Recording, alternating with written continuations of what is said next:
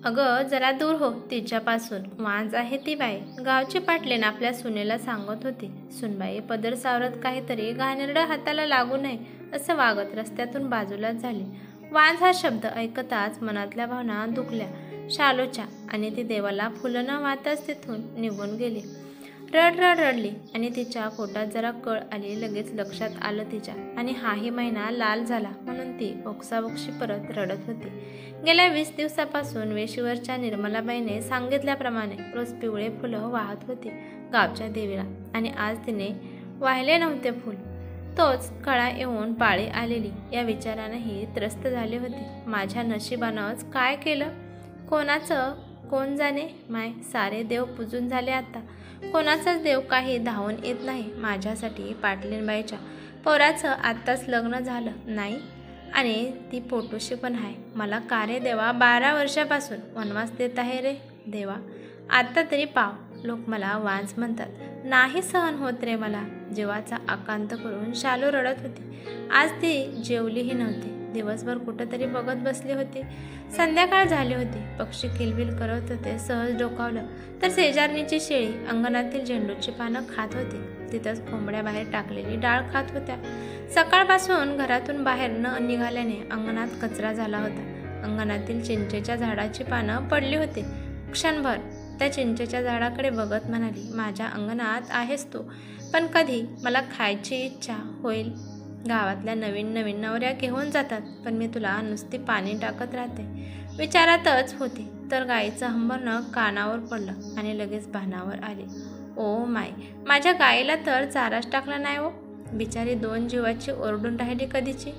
जशी उठली तसं तिच्या पोटात परत जोरात कळ आली. जर पोटाला हात लावत बाहेर आली. शेजारणीच्या घराकडे बघत जरा हळू आवाजात ओरडली, हुर्र हुर्र. काय माय तिच्या कोंबड्या माझ्या घरचे दाणे खाऊन चांगल्या टुम्म होतात आणि अंडे ते खाते. मग विचारात पडत म्हणाली, बरं हाय बाई कोंबडीच्या जातीचं, रोज अंडा देते, पिल्लू सांभाळून होत नाही तिले, आणि मी कावं अशी. कंठ जरा अजूनच दाटला होता शालूचा. तर अजून गायचा हंबरडा सुरू झाला आणि चाऱ्याचं टोपलं घेऊन गायीकडे ती निघाली. तिला बघताच गाय मिरवल्यागत करत होती. शालूने तिला आता चारा टाकला आणि हाताने सावरत म्हणाली, का गं माय, तुझी माझ्यापासून दूर होशील. 2 जीवाची तू, तुलाही माझा बाट लागल. गावातल्या बायका तसं बोलतात. लय वाईट वाटते व मला वांज म्हणत व सारं गाव. माझी तर सावली पण सहन होत नाही करत पोटुशा बायला आणि परत रडायला लागली. गावातल्या डॉक्टरने सर्व तपासणी करून तिला सांगितलं होतं की तिच्यात काही दोष नाही म्हणून. तेव्हापासून ती देवाला पूजायची. सासू तिला म्हणायची की तुला कुठलाच देव पावणार नाही असं सासूचं म्हणणं तिला वाईट वाटायचं. 2 वर्षाआधी अशीच शालू तिच्या खोलीत रडत होती. पाळी सुरू झाल्यामुळे आणि नवरा शिवम आणि आईत भांडण सुरू होतं. आणि त्याच रात्री सासूबाई अचानक देवाघरी निघून गेल्या. तेव्हापासून शालूला कुणी सांभाळायलाही नव्हतं. आज तिला सासूची खूप आठवण येत होती, का कोणास ठाऊक. सासूबाई नेहमी त्या गावाच्या पलीकडच्या अनाथ आश्रमात मुलांना खेळताना बघण्यासाठी रोज जात असत आणि शालूला त्याचंही वाईट वाटायचं की आपण त्यांना नातू नाही देऊ शकत, पण स्वतःला समजवायचे की कुणाकुणाला उशीर होतो. आणि याच आशेने आज तिला 12 वर्ष झाली होती. मनात एक सल होती की सासू नातवंडाचं तोंड बघू शकली नाही. रात्री 7 वाजता शिवम घरी आला. दारू पिऊन होताच. दिवसभर विकून उरलेली वांगी आल्या आल्या दारात फेकली आणि खाटीवर पसरली. शालू गुमान ती वांगी फेकलेली उचलायला बसली. तोच तिची गोरीशी पाठ त्याला दिसली आणि तो शालूच्या मागे लागला. त्या दारूच्या आणि घामाच्या वासात शालू आणखीनच कासावीस झाली आणि ओरडली, दूर व्हा, मला नाही जमत, हात नका लावू मला, व्हा बाजूला. तिने असं म्हणता शिवम परत तिला ओढू लागला. काय व तुझं हमेशाच आहे, मला काही फरक पडत नाही. आणि त्याने तिचा पदर ओढला. अहो नाही म्हणतात डॉक्टर, काय ते इन्फेक्शन का काय ते होतं म्हणे, मग पोरं नाही होत. ए चल, मला ज्ञान नको देऊ, नाही पाहिजे मला पोरं बिरं. नुसती कटकट साली, घरवर कल्ला आणि परत तिला बोचत बोलला, तू बंजर जमीन आहेस व तुझी काही कूस उजळायची नाही. ए मला तुझा काय फायदा होऊ दे, बंजर साली, जबान चालवते. त्याने तिचं काही ऐकलं नाही. ओढलं तिला आणि पार पदर रक्ताळून टाकला. क्षणात घोरायला लागला. शालूने स्वतःला सावरलं आणि झोपेची वाट बघत पडून राहिली. सकाळी उठताही येत नव्हतं तिला. वेदना असह्य होत होत्या, पण काम करावं लागणार होतं. पहाटे जाऊन चौकातल्या विहिरीतून 2 हांडे पाणी आणलं पिण्यासाठी. कारण जरा जरी तिला उशीर झाला आणि विहिरीवर बायका असल्या तर ती दूर उभी राहून तिचा नंबर येईपर्यंत वाट बघायची. पण कुणी तिला मधात घुसू देत नव्हतं आणि गावात त्याच विहिरीचं पाणी पिण्यासाठी गोड होतं. परत आज सासूची आठवण झाली तिला. सासू असती तर आपण तिच्या खोलीत गुमान झोपलो असतो आणि या नराधमापासून वाचलो असतो या विचाराने कंठ फुटत होता तिचा. निंबाची काडी तोडली आणि दात घासत चूल पेटवत होती.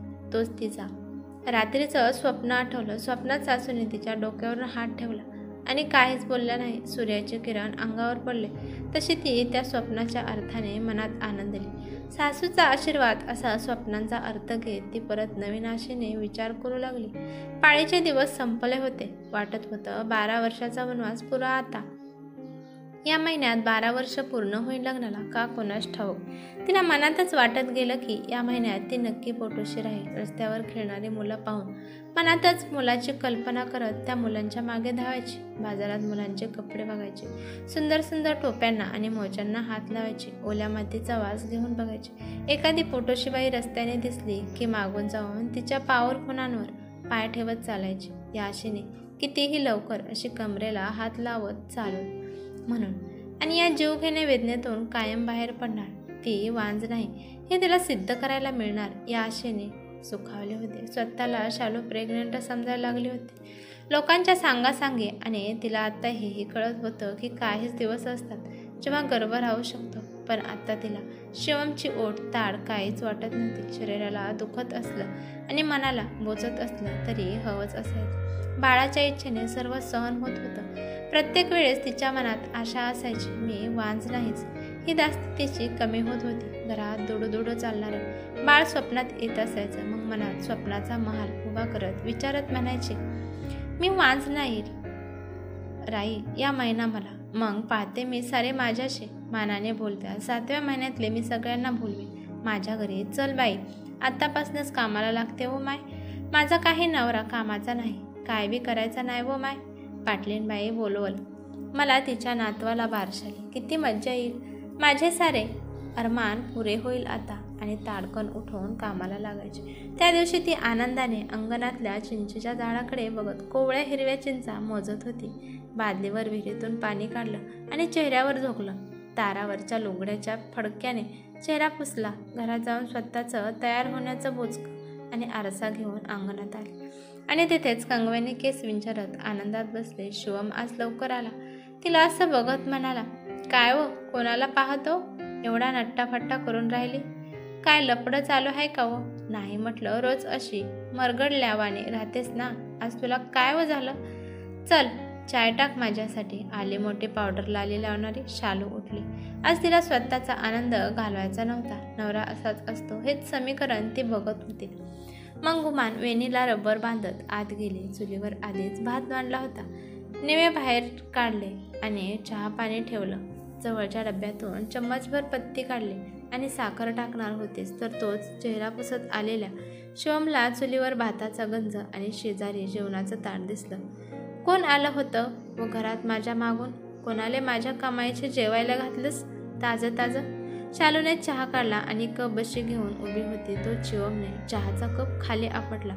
चहा गरम होता आणि शालूच्या पायावर पडला. भाजलं तिला. साडी वर केली बघण्यासाठी तर शिवमचं लक्ष तिच्या पायातल्या एका तोरडीवर पडलं. तोरडी कुठं आहे व तुझी.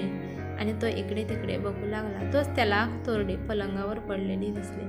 दुपारी मनातल्या विचारांना जगताना शालू घर साफ करत होती. पलंगावर उभी असलेली तेव्हा ती तिथे पडली होती. आता शिवमने चुलीतली काडी उचलली आणि शालूला मारणं सुरू केलं. अहो नका मारू असं म्हणत ती स्वतःला वाचवू लागली. तोच कुणीतरी धावून आल्यासारखं बाहेरून आवाज आला. अरे शिवम येत नाही का रे. आज डाव खेळायचा आहे ना. सगळे जमले त्या वडाखाली. तुझ्या घरचा टॉर्च घेऊन ये. मी ग्लास घेऊन निघतोच. शिवमचा मित्र फाटकातून ओरडत होता आणि शिवमने काडी फेकली. अरे आलो. कापडं बदलत होतो. आणि मग शालूचे केस पकडत म्हणाला, ए भवाने, लफडं करायचं नाही आणि असलं तर निघायचं घरातून. तसं तू काही कामाची नाही माझ्या बंजर साले. जा, टॉर्च शोधून दे, मला जायचं आहे. रात चालले, बघतो तुला. आणि तो टांगलेल्या शर्टातून पैसे काढून मोजू लागला. शिवम घरात धिंगाणा करून निघून गेला होता आणि शालू स्वतःला जपत घर साफ करत होती. शिवम तिच्यापेक्षा वयाने 10 वर्ष मोठा, गावात हिरोगिरी करतच मोठा झाला. ह्या पोरीला टाप, तिला छेडकाट हेच सुरू असायचं त्यांचं. घरी 10 एकर शेती. मग वडिलांच्या मेहनतीच्या कृपेने लक्ष्मी आनंदात होती घरात. एकुलता एक आईच्या लाडाने वाया गेलेला. गावात गंगा नावाची बाई नवीन राहायला आलेली, सुंदर देखणी होती आणि शिवमने तिला पार प्रेमात पाडलं होतं. तिच्या घरच्या फेऱ्या करायचा. लागलीच तिच्या नवऱ्याची जवळच्या जिल्हा परिषदेच्या शाळेत बदली झाली. मग नवरा घरी यायला वेळ होत होता आणि आला तरी तो खूप थकलेला असायचा. गंगाची शारीरिक मागणी तो पूर्ण करू शकत नव्हता. त्याने बऱ्याचदा गंगाला म्हटलं की बदलीच्या गावी राहायला जाऊ म्हणून, पण गंगा अडकली होती शिवममध्ये. गंगा आणि शिवम दिवसभर गंगाच्या घरी राहायचे आणि मज्जा करायचे. गंगा शिवममध्ये एवढी गुंतली की तिला आता तिच्या नवऱ्याला सोडायचं होतं, पण भीतीपोटी ती शिवमसोबत पळून गेली. गावात त्यांच्या लफड्याची भारी चर्चा होती. पण 2 वर्षाने घरी परतली. तिने नवऱ्याची माफी मागितली आणि सांगितलं की शिवमने पळवून नेलं होतं. तिचा नवरा साधा बोळा मास्तर. मग विरघळला आणि बायकोला नमला. शिवमला शिवीगाळी करत बायकोला मिठीत घेतलं. गंगा 2 वर्षभर शिवमशी शारीरिक संबंध ठेवूनही ती पोटोशी झाली नव्हती. जे तिला हवं होतं त्याच्याकडून प्रेमाची निशाणी ते तिला मिळालं नव्हतं आणि गोष्ट तिच्या लक्षात आली. शिवमवर तिने नकोसे आरोप केल्याने तोही चिडला आणि लफडं संपलं. गंगाचा नवरा तिला घेऊन बदलीच्या गावी निघून गेला आणि 6 महिन्यातच गंगा पोटोशी राहिली. ही गोष्ट शिवमच्या आईला कळाली होती, पण त्यांना ही खात्री नव्हतीच. आणि शिवमला त्याच्या मर्दानगीवर खूप गर्व होता. शालू घरातल्या गरीब घरची मुलगी होती आणि तिच्या वडिलांना पैसे देऊन सासूने मुलाचं लग्न लावून दिलं होतं की तो सुधारेल, पण सुधारणा दिसत नव्हती आणि शालूची कुसही भरत नव्हती.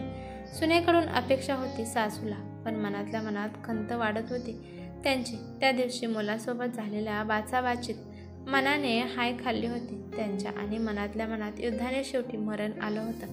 आठवडा झाला होता. पाळीची तारीख जाऊन शालू रोज एक दिवस वाढतोय म्हणून खूप खुश होती. आता तिला भारी आणि गरगरही वाटायला लागलं होतं. जेमतेम 10 दिवस वर झाले होते आणि तिला चिंचा खाण्याची इच्छा झाली. अंगणात बसून मनसोक्त चिंचा खाल्ल्या आणि मग आम्ल वाढल्यामुळे उलट्या झाल्यामुळे ती अधिकच आनंदाने फुलून गेली. मनोमन पक्क झालंच होतं. तिच्या पोटाला हात लावत दुपारी बोलत बसायची, तुझ्या चावलीने वाज पण पुसलं माझं. आता तू ना मी मजेत राहू. तुझा बाबा बिन सुधारला आता, त्याने बी लळा लागलच ना. आता लवकरच जाईल मी गावाच्या सरकारी दवाखान्यात. तुझ्या बाबाशी बोलायचं पण आहे. पण 8 दिवस झाले तुझे बाबा घरला आलेच नाहीत. तालुक्यात गेले ना गहू विकायला. लय गहू झाला यंदा. ओ माय, तुझ्याच पायगुण आहे रे. आता सगळं ठीक होईल. आणि ती स्वतःला सावरत उठली. पोटात जरा कळ आलेली. मग ती वाकतच घरात गेली. आता शालू बऱ्यापैकी राहायची. स्वतःला खूप जपायची. दिवस वाढत होते आणि कमरेचा त्रास वाढत होता, पण शालू खुश होती. स्तन ताट व्हायला लागली होती. मग आणखीनच आनंदाने फुलली होती. 15 दिवस वर झालेले आणि शालूचं शरीर जड झाल्यासारखं झालं होतं. अधूनमधून पोटात कडा यायच्या आणि प्रत्येक कडा शालूला बाळाची चाहूल देऊन जायची. इकडे शिवम तालुक्याच्या ठिकाणी गावाच्या ठेकेदारासोबत दारूत मस्त होता. त्या दिवशी बाजारात उभा होता तोच समोरून गंगा दिसली. कडेवर मुलगा आणि हात धरून एक मुलगी होती. हा जरा नशेत होता. तिच्याजवळ नशेतच गेला आणि म्हणाला, ओय फुलराणी, विसरली का मला? चल ना, आज तुला मज्जा देतो. नवरा नाही दिसत वाटते. मग तर बरंच आहे. तसाही येळपट आहे तो. ठेव तुझे पोरं इथं, चल. त्या गोडामामध्ये गंगा जरा अवघडली. एकटीच मुलांना घेऊन बाजारात आली होती. क्षणभर समजला नाही तिला. नंतर तो तिच्या अगदीच जवळ गेला आणि तिला ओढू लागला. आता गंगा ओरडली, ए मुर्द्या, हे सगळं असलं बायकोवर दाखव. पोरं जन्माला घाल आधी, मग सांग मज्जा मला. आला मोठा. त्याला जोराने धक्का देत ती निघून गेली. तिच्या धक्क्याने पडलेला शिवम भूतकाळात चिडला. गंगाच्या आरोपानंतर त्याने शहरात जाऊन स्वतःची तपासणी करून घेतली होती आणि त्याला तो डॉक्टर आठवला ज्याने त्याला म्हटलेलं की तू तेवढी मज्जा कर, पण बाप पण तुझ्या वाटेला नाही आणि तेव्हापासून त्या रिपोर्टला खोटं ठरवण्यासाठी शिवमने काही बायकांना आणि मुलींना नादी लावून सोडलं होतं. प्रत्येक वेळेस बाया कोरड्या सुटायच्या, मग लपडं उघडकीस येत नव्हतं. एवढ्या मोठ्या लपडेबाजाचं एक भलं मोठं लपडं त्याच्या आज मनातून बाहेर आलं होतं. पडलेला तो कसा उठला आणि घराकडे निघाला. आज राहून राहून आई आठवत होती. आज शालूला 20 दिवस वर झाले होते आणि ती मनाने खूप खुश होती. दररोज शिवमची वाट बघायची आणि ती परत सुंदर तयार झाली होती. म्हणाली, आज हे आले का दवाखान्यात न्यायला सांगते. बातमी सांगितल्यावर लय खुश व्हायला पाहिजेत आता. स्वतःला आरशात निहाळत होतीच तर शिवम घरात शिरला. काय व कोणासाठी नट्टापट्टा करतेस? पाणी आण माझ्यासाठी. शालू लागलीच धावत गेली आणि पाणी घेऊन समोर उभी राहिली. उजव्या पायाचं बोट ती डाव्या पायाने दाबत होती. अहो, आता घरी दारू पिऊन येत जाऊ नका बरं, गर्भावर काय तो परिणाम होतो म्हणे. तेवढ्यात तिला परत गरगरल्यासारखं झालं, पाय खेचल्यासारखे झाले. समोर अंधारी आली आणि ती खाली पडली. जरा मनातून सुखावत होतीच, पण काळजीही तिला होती. तिचे शब्द आणि तिला बघून शिवम एकदम उठला. ए भावाने, काय नवीन लपडं? तुला काही पोरं होणार नाही माझ्याकडून. कुठं गेलतीस? तोंड काळं करायला का? आणि तो परत थांबत अजून जोराने बोलला, वाटलंच मला. गरम गरम जेवायला घालतेस आपल्या याराले. आज त्याने तिचे केस धरले. सांग, कोणचं आहे ते? माझ्या माथे मारायचं नाही, निघ माझ्या घरातून. ओढत तिला घराच्या बाहेर काढलं. त्याने समोर चिंचेचं झाड होतं, अगदी त्याच्या खाली पडली. शालू. शिवम परत ओरडून रागात म्हणाला, शाले, पोर होऊच शकत नाही म्हणूनच एवढी लपडी केलीत, पण कुठलंच लपडं बाहेर आलं नाही. बायकांची जात चाली. पोरं होत नाही म्हणून सोडून दिलं तिला मला. आणि मग छाती ठोकू लागला. मला सोडलं, नपुसक म्हणते मला. ते माय बी मला नपुसक म्हणत वर गेली. ए भवाने, तुला तर सोडतच नाही मी. तू निघ माझ्या घरातून. हे लपडं माझ्या घरात नाही पाहिजे. शालू खूप घाबरली होती. तिलाही काही कळत नव्हतं. भीतीने पोटात गोळा आला आणि धारा लागल्या. कधी त्या वाहून साडीतून बाहेर आल्या आणि तिला कलंक मिटवून गेला. आज ते लाल झाले होते, पण वांजपण मनातून मिटलं होतं तिचं. खूप ओरडून नंतर हसली. चिंचेच्या झाडाला बिलगली. जोराने हलवून चिंचा पडल्या आणि मनसोक्त खाल्ल्या. खरं तर शालू कधीच पोटोशी नव्हती. तिच्या नेहमीच्या आई होण्याच्या स्वप्नाने तिला ते सगळे आभास होत होते. आणि योगायोग असा की तिची पाळी या महिन्यात लांबली होती. मग गावठी शालू काय समजणार? ती तर बाळाच्या आशेने स्टुडिओ प्रेग्नन्सीने ग्रासली होती. पण आज तिला कळलं होतं आणि त्या स्वप्नाचा अर्थ सापडला होता. मोठा सुस्कारा देत ती उठली आणि शिवमकडे वळली. वांस मी नाही, तू हाय. बंजर साला नापिक, तू तुझ्यावर. तू निघ ह्या घरातून. घराची सफाई केलीस, माझ्या आईच्या खोलीची बिन केली. माझ्या सासूने हे घर आणि शेत माझ्या नावावर लिहून ठेवलं आहे. तू निघ आणि तुझे लपडे पण घेऊन जा. आजपासून तुझा माझा काही पण संबंध नाही. आणि ऐक, आता परत मी कोणाला पण गरम गरम जेवायला घातलं नाही, पण आत्ता घालेन. तू लपडं म्हणतोस ना, मी त्या लपड्यातली जिंदगी करून द्यावी. चल निघ. आणि तिने त्याला ओढत घराच्या बाहेर काढलं आणि दार लावून दिली. आज तिचा कलंक मिटला होता. मी वांज नाही असं म्हणत ती घरात एकटीच आनंदी होती. आज तिच्या मनातला मयूर नाचत होता. स्टुडिओ प्रेग्नन्सी हा एक मानसिक प्रेग्नन्सीचा प्रकार आहे, जो त्या स्त्रीमध्ये दिसतो जिला काहीही करून प्रेग्नंट व्हायचं असतं. कथेची नायिका शालू या मानसिक आजाराने त्रस्त होती, म्हणून ती शिवमचा अत्याचार सहन करायची. पुरुष वांज असला तरी तो हे सहज स्वीकारत नाही. याचं उदाहरण होता शिवम. स्टुडिओ प्रेग्नन्सीने गाजलेली स्त्री प्रत्येक क्षणाला बाळाच्या आगमनाची वाट बघते आणि मग सर्व शारीरिक लक्षण हे गर्भ आहे असंच असतात. तसं मेडिकल सायन्सच्या मते पाळीचे आणि गर्भ असण्याची लक्षण सारखीच असतात. पण आई होण्याच्या आतुरतेने या प्रकारात स्त्री स्वतःला प्रेग्नंट समजते. होणारी प्रत्येक हालचाल ती बाळाशी जोडते. ही कथा तुम्हाला कशी वाटली ते मला कमेंट करून नक्की सांगा. कथा आवडली तर लाईक शेअर नक्की करा. चॅनलवरती नवीन असाल तर